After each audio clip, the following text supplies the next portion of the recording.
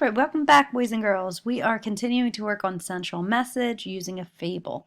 However, just like I mentioned last week, we are getting into what is a fable. So just to review, a central message is the beginning, middle, and end of the story. And after we take those bits of popcorn, we get the whole picture, and we were able to find the central message, the lesson the author wants to teach us, just like we learned in the tortoise and the hare. We learned that even though the turtle is slower than the hare, the turtle did not give up. The turtle continued to walk throughout the whole race. So the lesson could be, slow and steady wins the race. As long as you keep trying, it doesn't matter who finishes first, as long as you don't give up. The hare was overconfident. He thought he could win and take a nap. He didn't try his hardest, and he ended up losing the race. So let's look at what a fable is.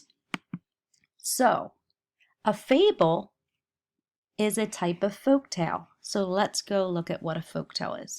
A folktale, it's an oral story. It originated as an oral story. It was people telling stories. And they have been passed down over many, many, many years. These stories have unknown authors because they're from so long ago. And remember, they weren't written down. They were just told. So I don't know if any of you have relatives that tell you stories. It was like that. They didn't read the story, they told the story.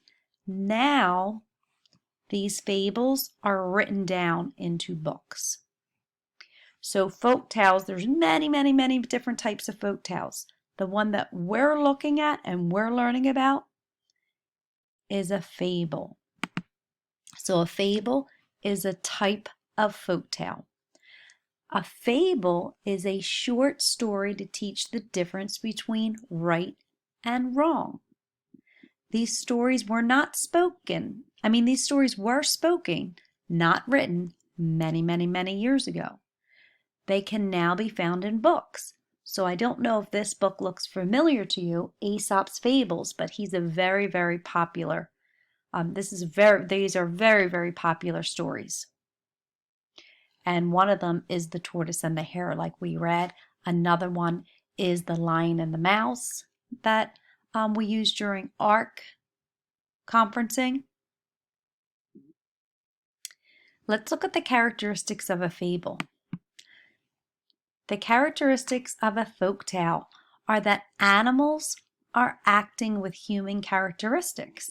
So look at this pig. He has clothes on, he's talking, he's standing up straight, walking or running. We know that's not what an actual animal looks like, right? So in folk tales, they have animals acting like humans. The other characteristics of folk tale is that the characters will have a problem to solve. There's always a happy ending for at least one of the characters. And the stories have a central message. Remember, a central message is a lesson. It means the same thing. So when we think of central message, think of the lesson the author is trying to teach you. The author is using the characters and the problems in the story to teach you a lesson, a moral, teaching you the difference between right and wrong. So we are going to look at a fable and we're going to read it, and we are going to use all those pieces. Remember of the popcorn, the beginning, middle, and end? We're going to collect those pieces of popcorn to find the central message. You can read along with me if you'd like, or you can sit back and relax. The title is The Ant and the Grasshopper. So let's look at that first characteristic. We learned that one of the characteristics was that of a fable was that the characters are animals. Look at the title, Ant and Grasshopper. There it is. We have our two main characters as animals. Okay, our mission is read the story below, find the central message. All right, let's start. We're about to read the beginning of the story. This is our first piece of popcorn. Once there was an ant and a grasshopper who lived in a field. Every day, Ant got up early and walked to gather seeds.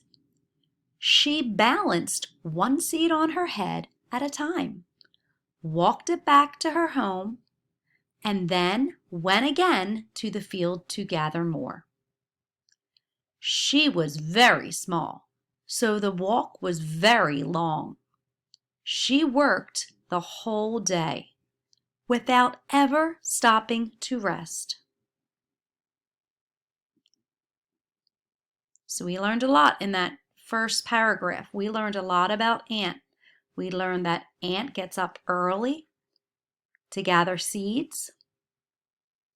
She worked the whole day without ever stopping to rest. When I think of Ant, I'm thinking of somebody very responsible. So remember, we're collecting those details from the story, that first piece of popcorn, which is the beginning, the characters, and the setting. Right here, it tells us the setting, lived in a field. Let's move on. As Ant worked, Grasshopper spent his days playing music, lazing in the sun. Why do you work so hard, Ant?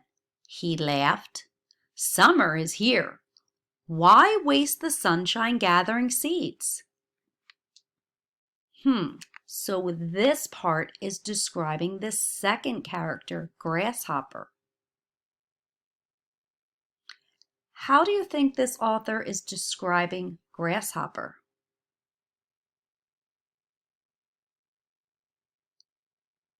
If you chose lazy, you're right, has the word lazing in the sun. And look what else he says. Summer is here. Why waste the sunshine gathering seeds? So we have our two characters and we know where the setting is.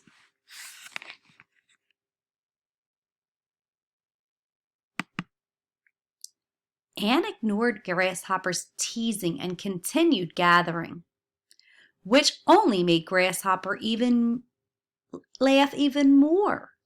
You are a silly little ant, he said. Autumn came and then winter. The days were short.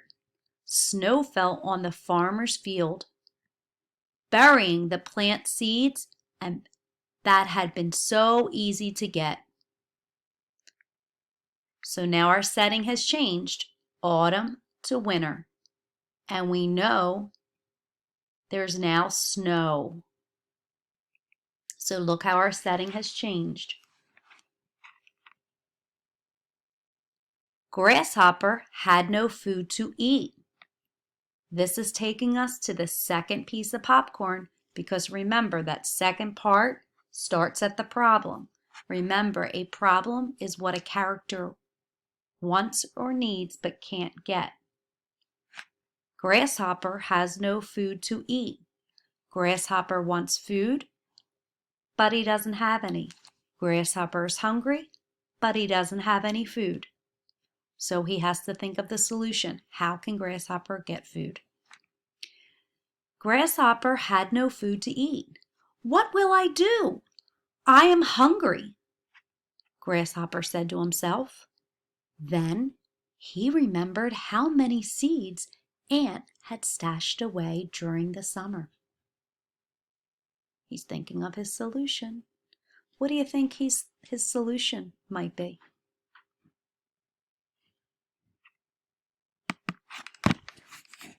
Grasshopper hurried to Ant's home. He knocked on her door. Ant, he said, Give me some seeds. Ant looked at Grasshopper.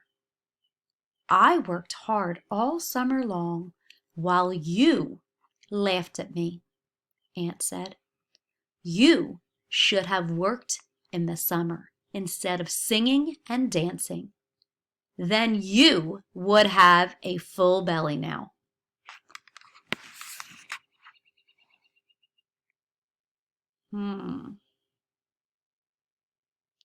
And that's where the story ends. Remember, not every fable will have a solution, but every fable will have a lesson. So think about what the lesson is. What did this author want to teach the grasshopper? There's a lesson for the ant and there's a lesson for the grasshopper.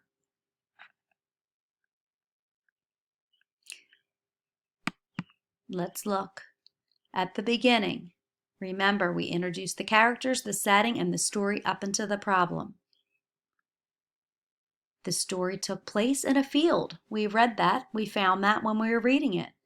During the summer, autumn, and winter. Remember, we read it. Ant and Grasshopper are the two main characters. Ant was very busy gathering food for the winter. Grasshopper made fun of Ant for working and did not gather food. That's the first piece of popcorn. The middle. Remember, the middle is the problem. What the character wants or needs but can't get. Who had the problem? Grasshopper had the problem. Grasshopper was hungry but had no food to eat. So you're only taking the character, what he wanted or needed, but he can't get. Grasshopper was hungry but had no food to eat. The problem up until the end, the solution or the ending.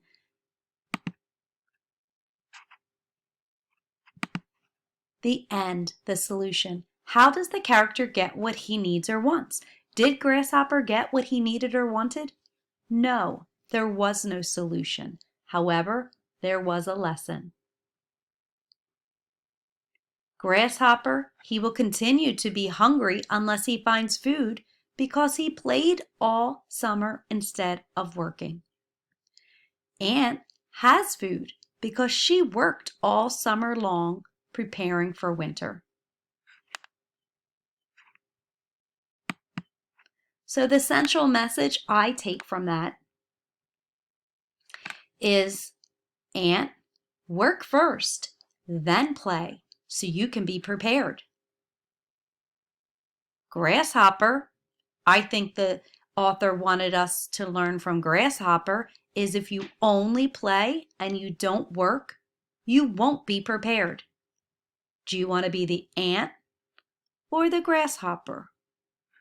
Why? I want you to answer that. Would you rather be the ant or the grasshopper, and why?